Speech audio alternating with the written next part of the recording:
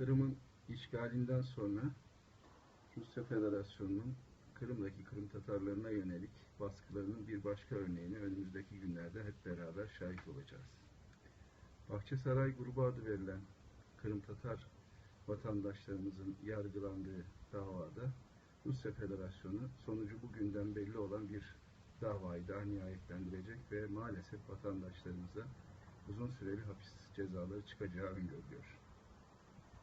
Rusya, Kırım'ı askerileştirmeye, bir askeri üs yapmaya gayret ediyor.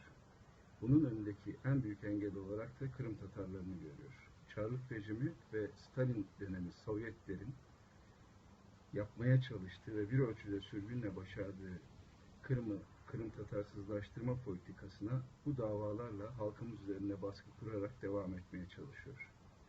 Kırım Tatar halkının milli direnişi, işgale karşı mücadelesi, hukuk ve demokrasi ilkeleri çerçevesinde devam edecektir. Bu gibi davalarda çıkacak her türlü sonuç da milletimizin direnme azmini arttıracaktır. Halkımız Rusya'nın bu haksız ve hukuksuz hareketlerine karşı her daim mücadeleye devam edecektir.